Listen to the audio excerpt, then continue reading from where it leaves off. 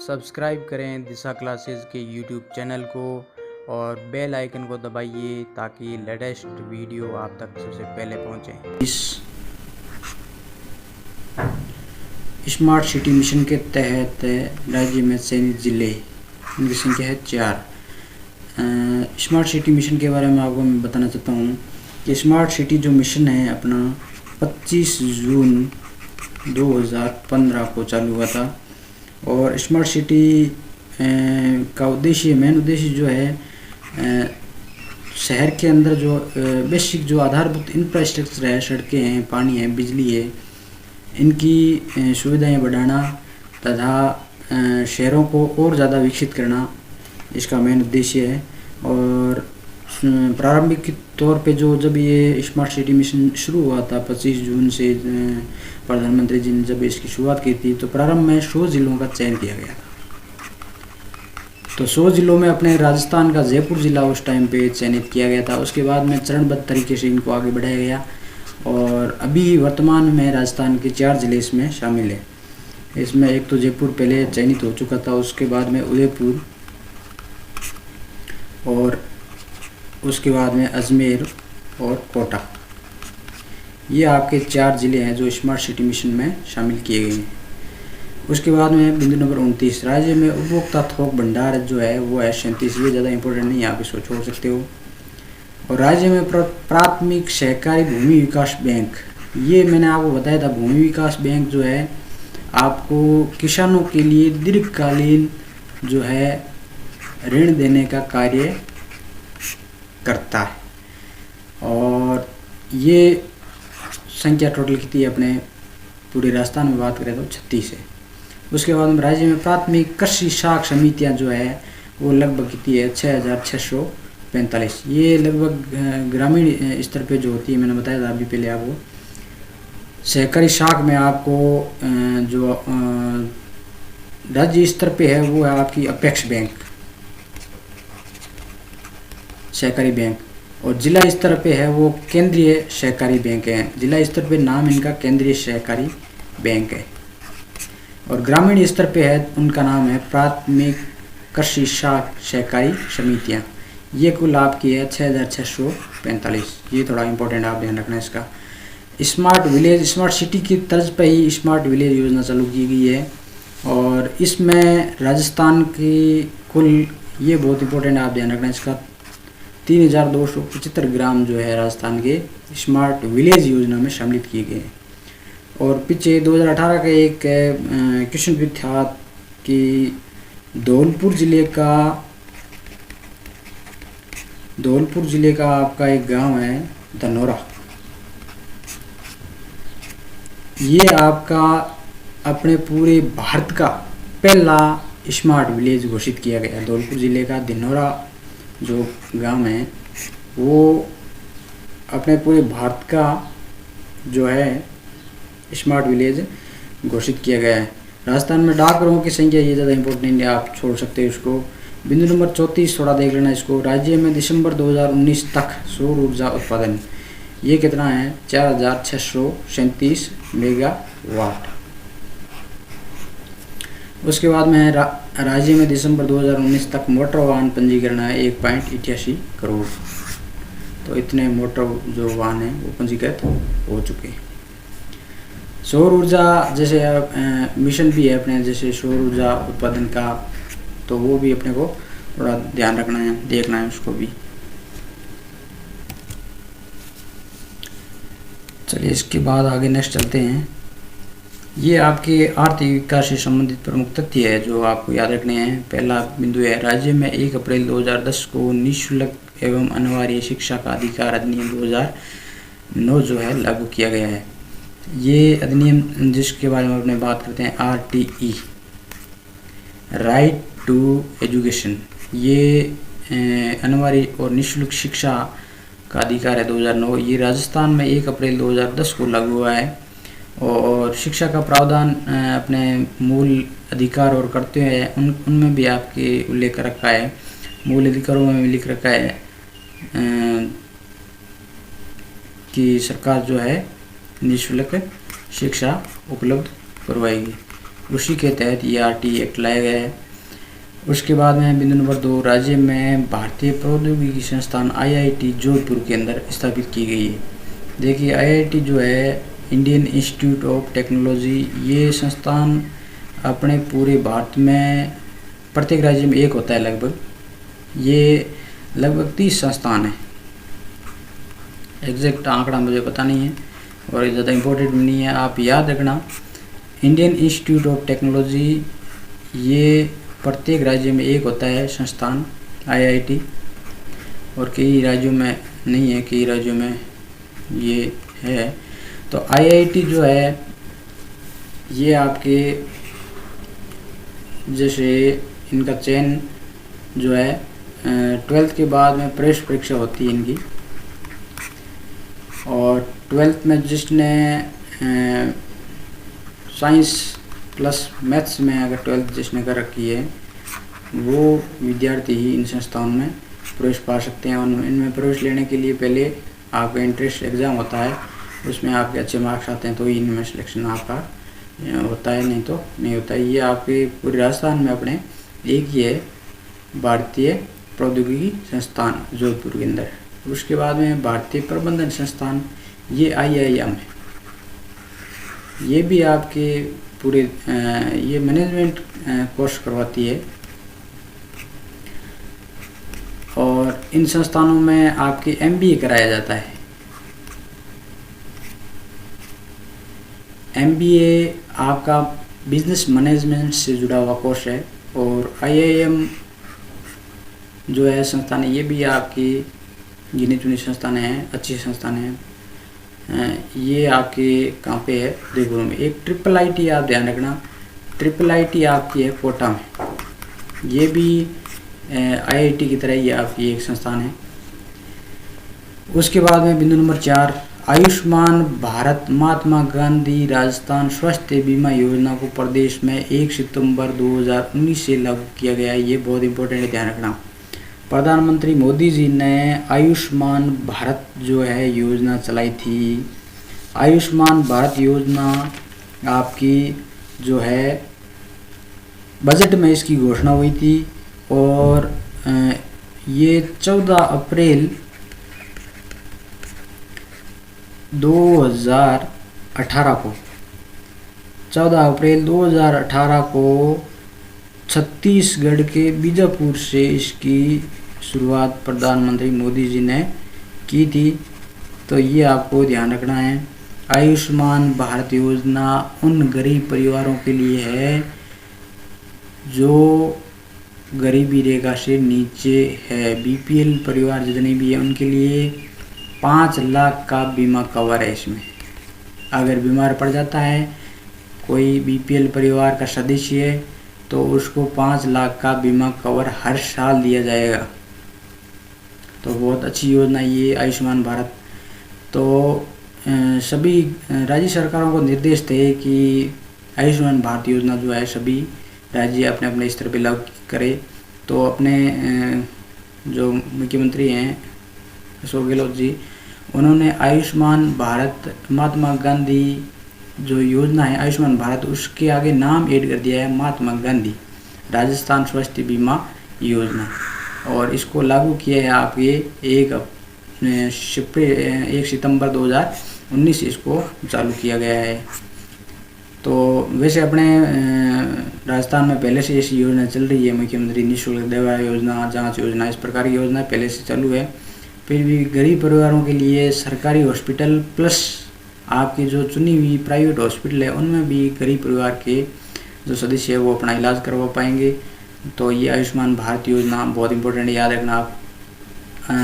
अपने अखिल भारतीय स्तर पर ध्यान रखें हैं तो 14 अप्रैल को बीजापुर छत्तीसगढ़ से इसकी शुरुआत हुई थी, और राजस्थान में इसको कब चालू किया गया था 1 सितंबर 2019 से। ये अपने को ध्यान में रखना है।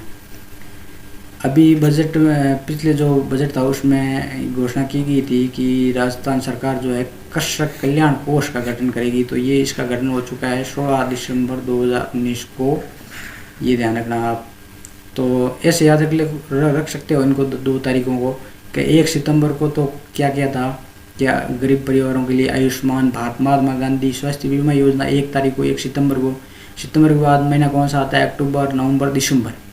दिसंबर में कितनी तारीख है? 16 दिसंबर 2019 को क्या चालू किया गया है? कृषक कल्याण कोष का गठन किया गया है, जिसमें 100 करोड़ रुपए की राशि आपके स्वीकृत की गई है। तो ये किसानों के लिए काम करेगा कृषक कल्याण कोष। उसके बाद में स्वच्छ भारत मिशन जो है भारत सरकार का 2 अक्टूबर 2014 को चालू किया गया था। उसमें अपने मार्च 2018 तक राजस्थान खुले में शौच मुक्त हो चुका है। तो ये अपने को ध्यान रखना है। और अपने राजस्थान की बात करें तो राजस्थान में अपने एक प्रश्न पहले आता था जिस टाइम पे ये करंट में चर्चित था उस टाइम पे, कि राजस्थान का ऐसा कौन सा जिला है पहला जो खुले में शौच मुक्त हुआ था? ये है बीकानेर। बीकानेर जिला है खुले में शौच मुक्त राजस्थान का प्रथम जिला है। इसमें अपने कलेक्टर थे उस टाइम आरती डोगरा जी, तो उन्होंने एक बंको बीकाणु ऐसे करके एक प्रोग्राम चलाया था। ये प्रोग्राम खुले में शौच मुक्त करने के लिए चालू किया गया था। तो ये अपने को थोड़ा बहुत नॉलेज में रखना है। उसके बाद में बिंदु नंबर 7 आता है कि ग्रामीण गैर कृषि अभिकरण, जो ग्रामीण गैर कृषि विकास अभिकरण रूडा, इसको बोलते हैं RUDA। ये रूडा की स्थापना कब की गई है? नवंबर 1995। अब ये आपको जैसे कई बार अपने एग्जाम में प्रश्न आ जाते हैं ऐसे, जैसे रूडा की स्थापना कब हुई है, राशिको का गठन कब हुआ है, टीको का गठन कब हुआ है, ये इस प्रकार के प्रश्न अपने सोचते हैं कि ये प्रश्न मतलब कैसे पूछा है। तो ये करंट बेस पे ही पूछा गया है कि इसका उल्लेख कहाँ हो रखा है। यहाँ अपने आर्थिक समीक्षा देखते हैं तो आर्थिक समीक्षा में इसका उल्लेख हो रखा है, इसीलिए ये प्रश्न पूछा गया है। तो रूडा क्या है? रूडा है ये आपके रूरल जो ग्रामीण एरिया है, ग्रामीण एरिया में कृषि के अलावा, एक तो कृषि है, कृषि में कृषि और पशुपालन दोनों आते हैं। कृषि के अलावा जितनी भी गतिविधियां हैं उन सभी के विकास के लिए किसकी स्थापना की गई है? रूडा की। अब रूडा क्या करता है? जैसे कृषि के अलावा कैसे लें अपने, जैसे ऊनी उद्योग है, जैसे गांव में अपने देखते हैं ऊन का उद्योग है, जैसे ऊन के कंबल बनाना है वैसे, और चमड़े से संबंधित जैसे श्रम उद्योग है, जैसे जूते बनाना, जूतियाँ हैं जैसे अलग अलग प्रकार की बनाना। इसके अलावा लघु खनिज का, जैसे लघु खनिज जैसे मिट्टी के बर्तन बनाना, और खादी से संबंधित जैसे खादी से अपने कोई खादी के जैसे वस्त्र बनाना, ये सारे आपके गैर कृषि आधारित है, कृषि से इनका लेना देना नहीं है। तो इन सभी उद्योगों के विकास के लिए किसकी स्थापना की गई है? रूडा की स्थापना की गई है। और रूडा मेनली किसके लिए? हस्तशिल्प और जो दस्तकार है उनके लिए ये कार्य करता है, उनके विकास के लिए, उनके उत्थान के लिए ये कार्य करता है। और उनको जैसे दस्तकारों को प्रशिक्षण देना है, हस्तशिल्प के लिए प्रशिक्षण देना है, ये सारा कार्य किसका है? रूडा का है। तो ये अपने को ध्यान में रखना है। रूडा की स्थापना कब हुई है? नवंबर 1995 में। आगे है रीको। रीको का गठन हुआ है 1980, जनवरी में 1980 को। तो रीको है क्या वैसे, ये अपने को ध्यान में रखना है। रीको है Rajasthan industrial investment corporation organisation.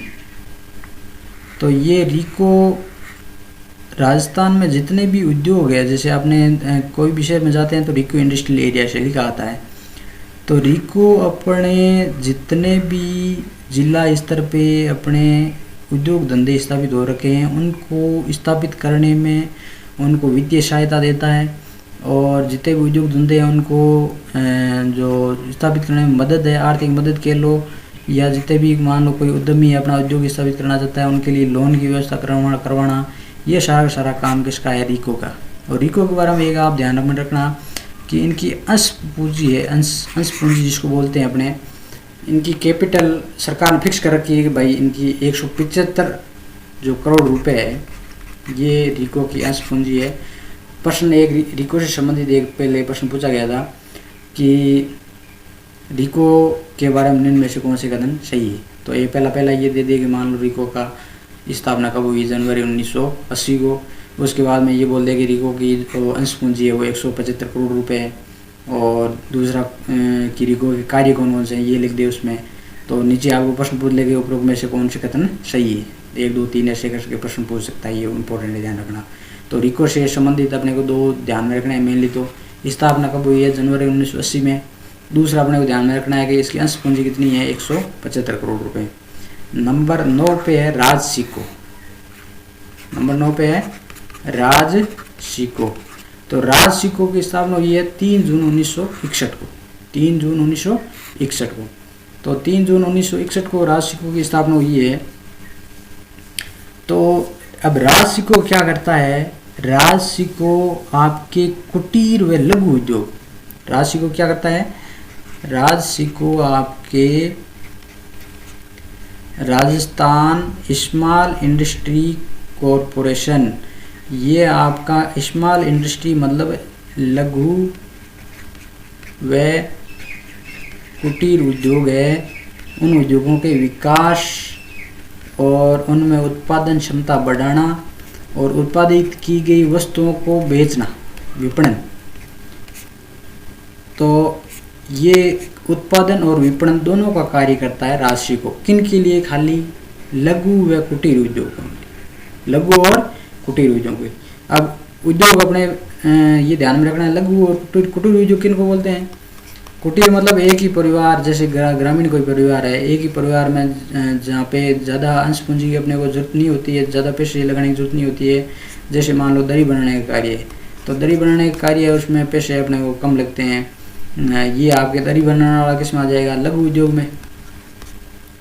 और जैसे कि मान लो एक कुम्हार है, कुम्हार अपने क्या करता है, कुम्हार अपने जैसे मान लो मटके बनाता है, तो मटके बनाता है, तो ये तरह से क्या हो गया, कुटीर उद्योग, जिसमें परिवार के सदस्य मिलकर कार्य करते हैं और ज़्यादा इसमें पैसे लगाने की आवश्यकता नहीं होती है। और लघु उद्योग में क्या होगा, जैसे मान लो आप घर के सदस्य तो काम कर रहे हो, बाहर के कोई 2-3 मजदूर और बुला लो काम करने के लिए, तो वो आपके हो गया लघु उद्योग।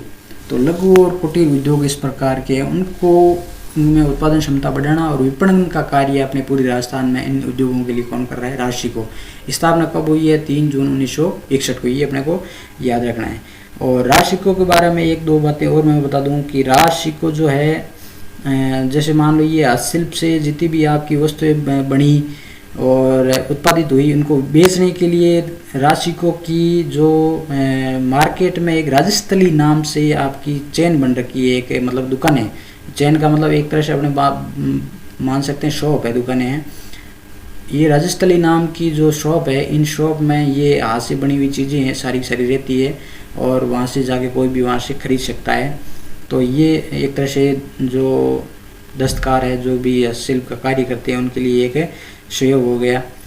तो ये अपने को याद में रखना है कि राज सिको जो है आपका हस्तशिल्प विपणन केंद्र है, उनका नाम राजस्थली है। स्थापना कब हुई है राज सिको की, 3 जून 1961 को, ये भी अपने को ध्यान रखना है। और कुटीर और लघु उद्योगों के लिए बेसिकली ये कार्य करता है राज सिको, ये अपने को ध्यान में रखना है। और एक राज सिको के बारे में ये भी अपने को ध्यान में रखना है, ये अपने आप वैसे पढ़ेंगे आगे ज्योग्राफी में। एक एयर कार्गो और प्लस में शुष्क कार्गो। शुष्क कार्गो मतलब शुष्क बंदरगाह, शुष्क बंदरगाह और एयर कार्गो, ये जो है इन माल यहाँ पे तैयार होके बाहर भेजा जाता है शुष्क कार्गो से, और शुष्क बंदरगाह भी बोलते हैं इसको। तो ये आपके डेवलप करने का कार्य भी किसका है, राज सिको का, ये अपने को ध्यान में रखना है। तो राज सिको का मेन अपने को मैंने क्या बताया, बेसिकली यहाँ पे लिखा हुआ है नहीं नोट्स में, लेकिन आपको जो PDF मिलेगी उसमें मैं लिख के आपको डाल दूंगा। तो राज सिको की स्थापना 3 जून 1961 को हुई है, ये ध्यान में रखना है। और काम क्या करता है राज सिको, राज सिको आपका जो है लघु और कुटीर उद्योग है, उनके लिए उत्पादन और विपणन की व्यवस्था करवाता है। विपणन यानी बेचना, बेचते किसके माध्यम से हैं, राजस्थली नाम के जो दुकानें बन रखी है, शॉप्स है इनकी, उसके माध्यम से बेचते हैं। और ये हस्तशिल्प के लिए विकास, जैसे हस्तशिल्प हाथों से शिल्प जो, जैसे मान लो मटके का निर्माण, दरी का निर्माण, उनके लिए बाज़ारों की तलाश करता है, खोजता है कि कहाँ इनको बेच सकते हैं। ताकि लोगों को रोज़गार मिले ज़्यादा से ज़्यादा। इसके अलावा जैसे माल बाहर भेजना है तो एयर कार्गो है और शुष्क बंदरगाह है, इनका भी निर्माण राशिकों के द्वारा किया जाता है। उसके बाद में बिंदु नंबर आपका 10 है जो है इंडिया स्टोन मार्ट 2019 के 10वें संस्करण का आयोजन कहाँ किया गया है? जयपुर में। ये अपने को ध्यान में रखना है। तो जयपुर में आपके इंडिया स्टोन मार्ट है जो 2019 है, उसके 10वें संस्करण का आयोजन किया गया है। उसके बाद में राज्य में रीको द्वारा 4 एग्रो फूड पार्क का निर्माण किया गया है। ये बहुत इंपॉर्टेंट है, कई बार एग्जाम पूछा हुआ है। तो 4 एग्रो फूड पार्क का मतलब क्या है कि कृषि से संबंधित जितने भी उत्पाद है वो इन पार्कों में अवेलेबल करवा दिए जाते हैं। तो आपका पहला कौन सा है? बोरानाडा जोधपुर। 2 नंबर है कोटा, अलवर और गंगानगर। तो ये 3 जिले आपके 4 जिले हैं, इनमें आपके रीको के फूड पार्क स्थापित किए गए हैं, जिसमें पहला कौन सा है? बोरानाडा जोधपुर बड़ा। 2 नंबर आपका जिला कौन सा है? कोटा, अलवर और गंगानगर। तो ये गंगानगर अवश्य मान सकते हैं कि भाई गंगानगर में गेहूँ ज़्यादा उत्पादित होता है तो यहाँ फूड पार्क होगा। इसके अलावा अलवर को भी अपने को ध्यान रखना है। कोटा में वैसे अपने कृषि वाला पूरा डिपार्टमेंट और सारा वहीं है, तो कोटा में भी आप मान सकते हो कि कोटा में भी एग्रो फूड पार्क है। इसके अलावा बोरानाडा जोधपुर में भी एग्रो फूड पार्क की स्थापना की गई है। राजस्थान में प्रथम जापानी पार्क ये जापानी कंपनियों के समूह का है। जैसे ये पार्क जैसे नीमराणा की बात करें अपने, तो नीमराणा में अपने बात करें, नीमराणा के अंदर जितनी भी कंपनियां हैं, नीमराणा में एक स्थान है मजार काठा। क्या नाम है?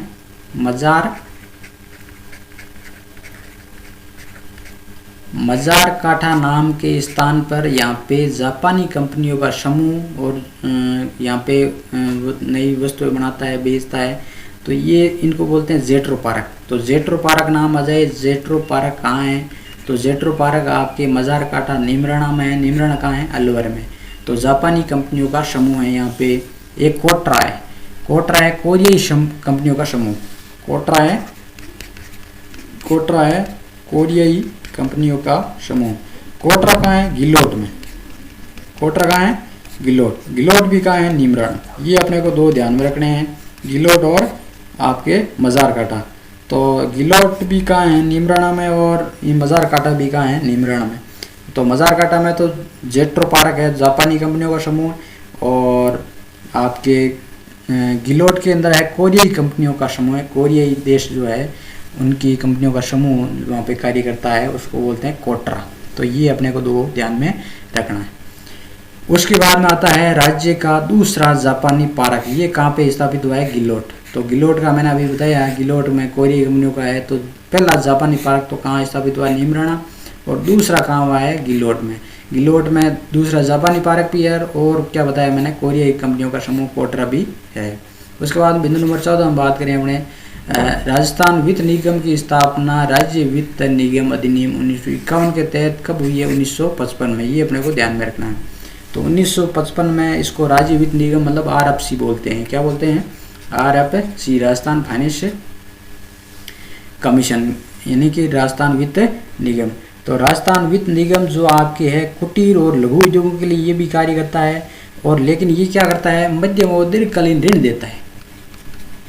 लघु और कुटीर उद्योगों के लिए ऋण उपलब्ध करवाता है RFC, और स्थापना 1955 में हुई है। ये अपने को ध्यान रखना, कई एग्जाम में पूछ रखा है ये RFC। और RFC इसके अलावा आपकी RFC जो है 2000 रुपये से 20 करोड़ रुपए तक की ऋण राशि उपलब्ध कराता है। कितनी राशि? 2000 रुपये से लेके 20 करोड़ रुपए तक की राशि लघु और कुटीर उद्योगों के लिए आपकी उपलब्ध करवाता है। और इसकी अंश पूंजी है, जैसे आपने रीको की अंश पूंजी कितनी बताई थी मैंने? 175 करोड़। तो इसी तरह आपकी जो है RFC है, राजस्थान वित्त निगम, राजस्थान फाइनेंस कमीशन, इसकी अंश पूंजी भी कितनी है? 100 करोड़। अंश पूंजी कितनी है? 100 करोड़। ये अपने को ध्यान में रखना है। तो रीको की तो 175 करोड़ है, और RFC की कितनी है? 100 करोड़ है। ये अपने को ध्यान में रखना है। उसके बाद में RFC की 2-3 बातें और मैं बता दूं। RFC द्वारा बहुत सारी राजस्थान में योजनाएं चला रखी है। एक युवा उद्यमिता योजना। युवा उद्यमिता योजना क्या है कि वे युवा जो रोजगार की तलाश में है और अब खुद के नए बिजनेस चालू करना चाहते हैं, उनके लिए ये योजना है। इसके अलावा एक सेम्पेक्स योजना है। सेम्पेक्स के आप पूछते हैं सेम्पेक्स योजना निम्न में से किसके द्वारा चलाई जा रही है, तो 4 ऑप्शन दे देगा, रिको द्वारा, राशिको द्वारा और आरएफसी द्वारा। तो ये अपने को ध्यान में रखना है किसके द्वारा है, सेम्पेक्स। सेम्पेक्स योजना में होता क्या है कि जो भूतपूर्व सैनिक रिटायर हो गए सैनिक, वो अपना कोई रोजगार चालू कर रहे हैं उसके लिए ऋण देता है ये आरएफसी सेम्पेक्स योजना में। इसके अलावा आरएफसी जो है silver card, gold card, platinum card, ये इस प्रकार की योजना भी चालू कर रखी है। सिल्वर कार्ड और गोल्ड कार्ड ये योजना किसके लिए है, वे उद्यमी या वे उद्योग धंधे चलाने वाले व्यक्ति जिनकी जो है ऋण ले लिया है और टाइम पे ब्याज और ऋण चुकाते हैं, उनके लिए ये योजना है सिल्वर कार्ड। तो टाइम पे जो चुकाता है उसको और ज़्यादा ऋण देने की व्यवस्था बनाई जाती है इसमें। उसके बाद में बिंदु नंबर 15 है, बहुत इंपॉर्टेंट है। बिंदु नंबर 15 में आपके लिखा हुआ है कि दिल्ली मुंबई इंडस्ट्रियल कॉरिडोर का भाग राजस्थान में लगभग कितने प्रतिशत गुजरता है, 39% गुजरता है। अब ये जो दिल्ली मुंबई इंडस्ट्रियल कॉरिडोर है क्या, वो अपने अगली स्लाइड में देखेंगे। ये आपका जो दिख रहा है ये दिल्ली मुंबई इंडस्ट्रियल कॉरिडोर का चित्र आपके सामने है। ये दिल्ली और मुंबई 2 शब्द लिखा हुआ है, दिल्ली और मुंबई मतलब दिल्ली और मुंबई को जोड़ता है। कॉरिडोर का मतलब क्या है कि यहाँ पे जो है रेलवे लाइनें बिछाई जाएगी और इन रेलवे लाइनों के आसपास 150 किमी क्षेत्र में उद्योग धंधे स्थापित किए जाएंगे और इन उद्योग धंधों से जो भी उत्पादन होगा वो इन रेलवे लाइन पे चलने वाली मालगाड़ियों में भर के देश के विभिन्न क्षेत्रों में पहुंचाया जाएगा। तो बहुत बड़ी योजना है और इस कॉरिडोर के आसपास का जितना भी क्षेत्र है उनमें विकास की भरपूर संभावनाएं हैं। तो ये चालू कहाँ से होगा, ये आपके महाराष्ट्र में आपके मुंबई में जवाहरलाल नेहरू पोर्ट से स्टार्ट होगा और चलता हुआ कौन कौन से आपके महाराष्ट्र से निकलेगा। महाराष्ट्र के बाद में गुजरात है और गुजरात के बाद में आपने आता है राजस्थान, राजस्थान के बाद में अपने देखें तो उत्तर प्रदेश है, हरियाणा है, दिल्ली में कहाँ तक जाएगा, ये दादरी तक। तो ये अपने को ध्यान में रखना है। और इसका आपने देखे तो सर्वाधिक हिस्सा कहाँ से गुजरता है, ये अपने राजस्थान से। तो ये DMIC जी इसको बोलते हैं, इसका शॉर्ट फॉर्म है DMIC, Delhi Mumbai industrial corridor. इसकी जो लाल रंग की आपको लाइनें दिख रही है, इसकी कुल लंबाई है 1483 किलोमीटर और 1483 में 39% जो है हिस्सा कहाँ से गुजरेगा, राजस्थान से। तो अपने लिए बहुत बड़ी बात है ये कि DMIC जो बन रहा है उसका 39% अपने राजस्थान से गुजरेगा। और DMIC में आपके राजस्थान के 7 जिले शामिल है। टोटल कितने जिले शामिल है, 7। उसमें अपने बात करें इधर पहले आएगा सीकर, तो सीकर के बाद में नीचे आएगा अलवर, अलवर के बाद में आपके आएगा जयपुर, जयपुर के बाद में नागौर, नागौर के बाद में अजमेर, अजमेर के बाद में आपके नीचे आएगा पाली, पाली के बाद में सिरोही। ये ज़िले आपके 7 ज़िले इसमें शामिल है। तो अपने को ध्यान में रखना है कौन कौन से ज़िले हैं, सीकर, अलवर, जयपुर, नागौर, अजमेर, पाली और सिरोही। ये ज़िले आपके DMIC प्रोजेक्ट में शामिल है। और इस DMIC प्रोजेक्ट में 5 चरण है। कुल कितने चरण हैं, 5 चरणों में ये विकसित किया जाएगा। पहला चरण जो है इसमें है खुशखेड़ा, खुशखेड़ा कहाँ है, अलवर में है। खुशखेड़ा, भिवाड़ी और नीमराणा क्षेत्र। और दूसरा आपके यहाँ पे आएगा जोधपुर, पाली, मारवाड़। और तीसरा आपके आएगा अजमेर, किशनगढ़ क्षेत्र। और चौथा आपके आएगा राजसमंद, भीलवाड़ा क्षेत्र। और 5वां आपके आएगा जयपुर और दौसा। तो ये 5 चरण विकसित किए जाएंगे किसमें, DMIC में। ये अपने को ध्यान में रखना है। और ये DMIC जो प्रोजेक्ट चलेगा इसमें जितने भी उद्योग धंधे लगेंगे उनकी विद्युत की आपूर्ति के लिए सरकार ने क्या प्लानिंग कर रखी है। अपने राजस्थान का जैसे विद्युत उत्पादन में सबसे ज़्यादा विद्युत उत्पादन वाला आपका एक पावर प्लांट बनाने की योजना है सरकार की। ये पावर प्लांट कहाँ स्थापित होगा, बांसवाड़ा में। ये पावर प्लांट आपका गैस आधारित होगा और डीएमएससी प्रोजेक्ट है पूरा का पूरा इसी प्लांट से आपकी ऊर्जा लेगा, यानी कि विद्युत आपूर्ति इसकी बांसवाड़ा में स्थापित होने वाले जो गैस पावर प्लांट है उससे आपकी जो है विद्युत आपूर्ति इसमें डीएमआईसी में होगी। और डीएमआईसी का मैंने बता ही दिया कि डीएमआईसी का मेन क्या है मोटो। डीएमआईसी का मेन मोटो यही है कि ये जो आपको रेड लाइन दिख रही है, इस रेड लाइन के आसपास के 150 किमी के एरिया का विकास किया जाएगा और यहाँ उद्योग धंधे स्थापित किए जाएंगे और यहाँ जितना भी माल उत्पादित होगा, वस्तु उत्पादित होगी, वो सारी ट्रेनों के माध्यम से जो है ट्रांसपोर्ट की भी दिक्कत नहीं आएगी और यहाँ का जो क्षेत्र है वो भी क्या होगा, विकसित होगा। तो ये सारी की सारी सुविधाओं को देखते हुए डीएमएससी प्रोजेक्ट है चालू किया गया है। तो अपने लिए इम्पोर्टेंट प्रश्न डीएमएससी से संबंधित है कि डीएमएससी की कुल लंबाई कितनी है, प्रोजेक्ट की लंबाई, तो वो है आपकी 1483 किलोमीटर। राजस्थान में कितने क्षेत्र से गुजरेगा, ये आपके 39%। तो ये अपने को ध्यान में रखना है।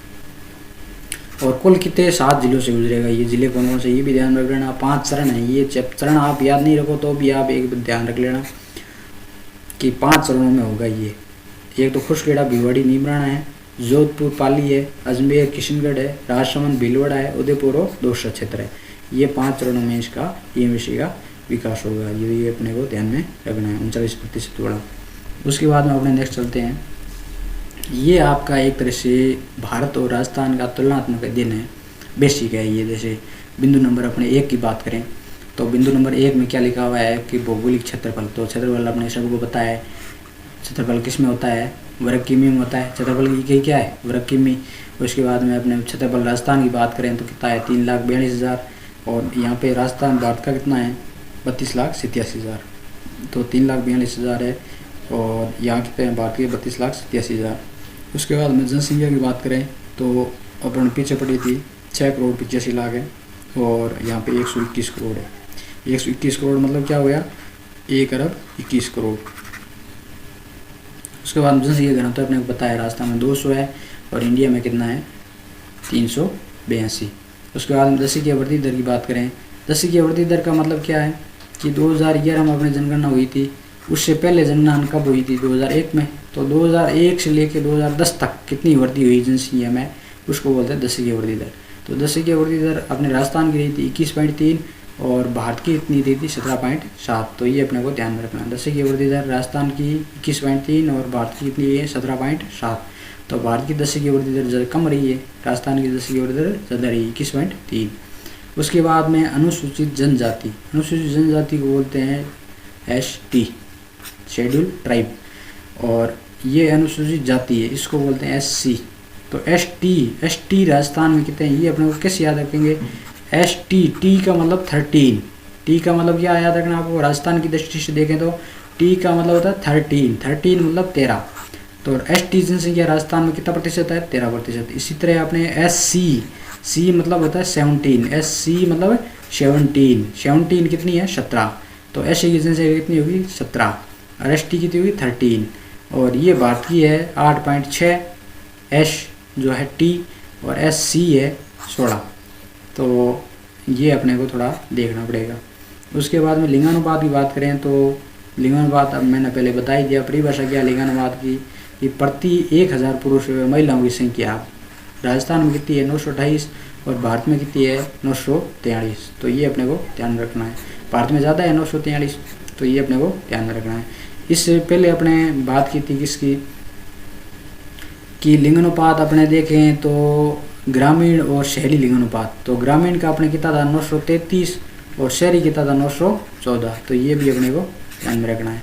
उसके बाद में शहरी जनसंख्या ये अपने पहले बात कर चुके हैं दोनों की। तो शहरी जनसंख्या 24.9 है और ग्रामीण जनसंख्या है 75.1। तो ये अपने को ध्यान में रखना है। भारत की बात करें तो भारत की अपने कितनी है, शहरी जनसंख्या है 31.1 और ग्रामीण जनसंख्या है 68.9।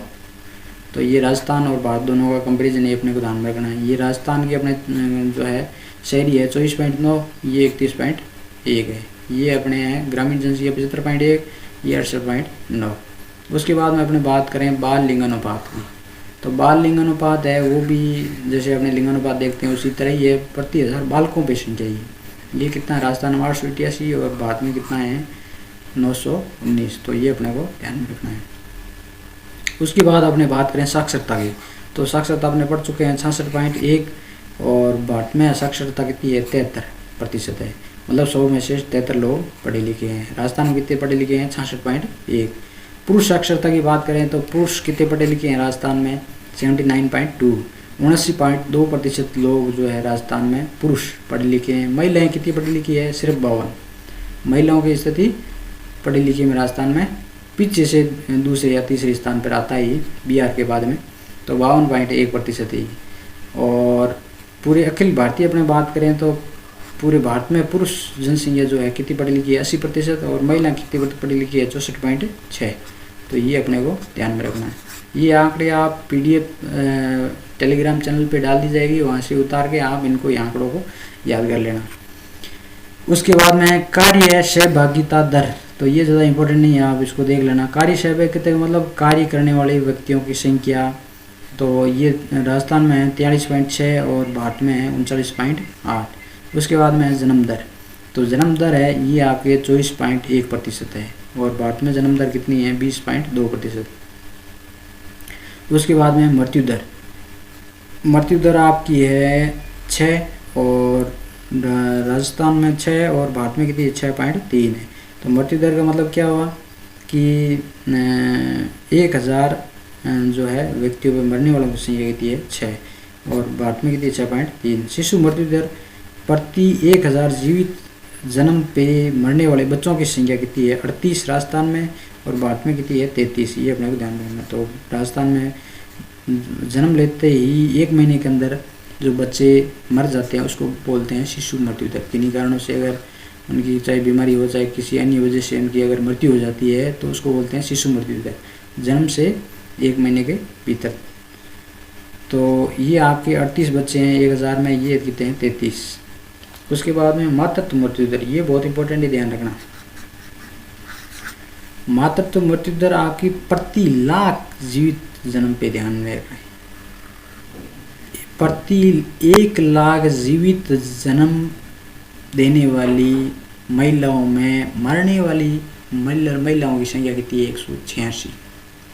मतलब 1 लाख गर्भवती महिलाएं जब बच्चे को जन्म दे देती है तो जन्म के समय मर जाती है राजस्थान में, वो कितनी 186 और भारत में कितनी 122। ये अपने को ध्यान रखना। जीवन प्रत्याशा मतलब है आदमी की उम्र, तो जीवन प्रत्याशा यानी जीवन जीने की इच्छा बोल दो या अपने बोल दो कि भाई अपने राजस्थान में जो व्यक्ति है उनकी उम्र क्या है, औसत उम्र जैसे निकालें तो कितनी है, तो ये आपकी आती है 68.5 साल।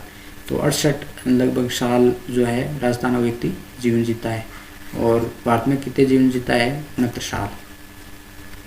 तो ये कंपैरिजन है। तो इसमें मेन में ये सारी इंपॉर्टेंट है 19 की 19 ही, इसमें 1-2 को छोड़ के जैसे एक ये सहकारी भाई ये छोड़ सकते हो आप। उसके अलावा सारे के सारे आंकड़े आपके बहुत इंपॉर्टेंट है। ये सारे के सारे वैसे अपने क्लास में पहले डिस्कस कर चुके हैं जनसंख्या के बारे में, तो ऑनलाइन एक वीडियो भी जनसंख्या के बारे में डालने की कोशिश करेंगे ताकि जो बच्चे अटेंड नहीं कर पाए हैं उनके लिए भी सुविधा रहे। तो ये अपने आज टॉपिक था जो मेनली राजस्थान की आर्थिक समीक्षा पे आधारित था।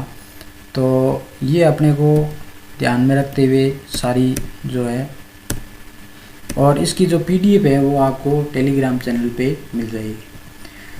तो टेलीग्राम चैनल पे भी मैंने आपको बता चुका हूँ कि टेलीग्राम चैनल को आपको ज्वाइन कैसे करना है। कि टेलीग्राम आप जो है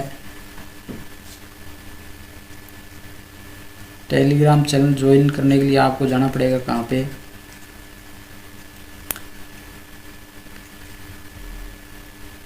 ये YouTube जो वीडियो है अपने डालेंगे, YouTube वीडियो के डिस्क्रिप्शन में एक t.me करके एक लिखा रहेगा, उसके आगे आपके दिशा क्लासेज ऐसे करके उस पर आप जैसे क्लिक करोगे आपको एक साइट पे ले जाया जाएगा टेलीग्राम की। तो उसमें आपको ज्वाइन चैनल ऐसे लिखा आएगा। तो ज्वाइन चैनल पे आप क्लिक करोगे तो उससे पहले आपको ये जो है टेलीग्राम जो है ऐप है इसको इंस्टॉल करना पड़ेगा। तो ऊपर एक नाम लिखा रहेगा ज्वाइन, तो उस पर आप जैसे क्लिक करोगे तो ये टेलीग्राम आपके मोबाइल में इंस्टॉल हो जाएगा और उसमें आगे ऊपर सर्च ऑप्शन आएगा, उसमें आप सर्च में लिखोगे दिशा क्लासेस बज्जू, तो ये टेलीग्राम में आपके दिखाई दे देगा। और वैसे ये वीडियो अपने डालेंगे उसमें डिस्क्रिप्शन में आपके लिखा रहेगा टेलीग्राम के आगे, तो उस पर आप जैसे क्लिक करोगे तो आप सीधे दिशा क्लासेस के टेलीग्राम चैनल पे रीडायरेक्ट हो जाओगे। तो वहाँ से आप PDF ये डाउनलोड कर लेना और वहाँ PDF से आप इसके नोट्स बना लेना ताकि आपके आगे काम आते रहे। तो ये वीडियो अपने डालते रहेंगे और इसके बाद में अपने जैसे 5-7 क्लास हो जाएगी, उसके बाद अपने एक टेस्ट रखेंगे और टेस्ट भी ऑनलाइन रखने का प्रयास कर रहे हैं हम। तो आप जुड़े रहिए, ज़्यादा से ज़्यादा वीडियो को शेयर कीजिए ताकि और भी लोग इससे जुड़ें और हमें भी मोटिवेशन मिले कि हमारी वजह से किसी का भला हो रहा है। तो आप ज़्यादा से ज़्यादा इसको शेयर करने का प्रयास करें और लाइक करें, वीडियो के नीचे कमेंट डालें कोई भी आपको दिक्कत आती है तो। ठीक है, थैंक यू वेरी मच आप सभी का।